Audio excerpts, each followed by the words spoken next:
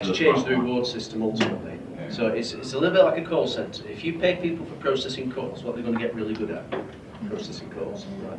And we'll say if you pay people for doing dumb stuff, they'll get really smart at it. So especially with sales guys, if you're paying them, like I told you the SAP story, if you're paying them to sell a duration of a project with a client with a maximum number of consultants, then I'm going to sit down and convince you that's exactly what you need, because that's how I get my bonus. Now you might put up some resistance to it, but I've all got all fancy techniques of getting around those resistors and putting you in a place where well, you want this to work, don't you? And that's what happens.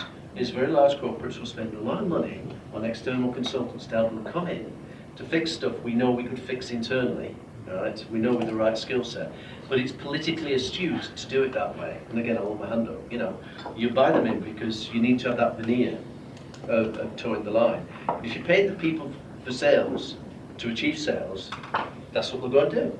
And then, not surprisingly, mis-selling occurs because they're trying to get their bonus. Right enough. And that's why you have all this friction between like operations and sales and service and sales, because we're rewarding people for doing stuff. We're not rewarding people for achieving results. That makes sense? Yeah. So the doing stuff is an output thing. How many sales have you done? But what's the outcome of a sale? You hope it's going to be a happy customer with some longevity of a relationship. But quite often it's not. It's much more short term than that.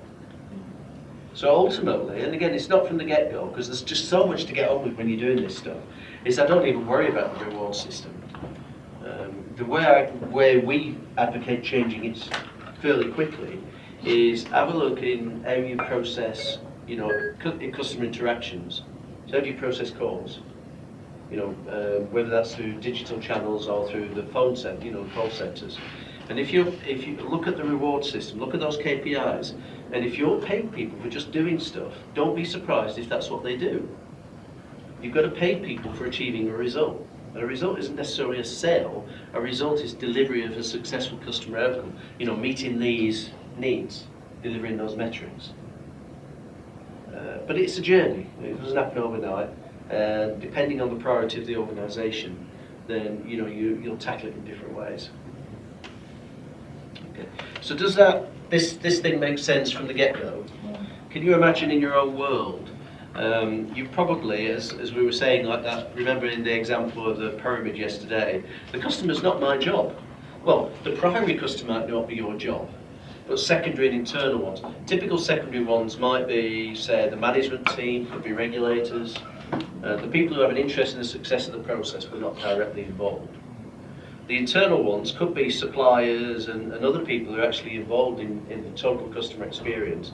So in Terry's experience, an internal customer, as far as the organisation is concerned, is the assessor. It's the contractor. Okay.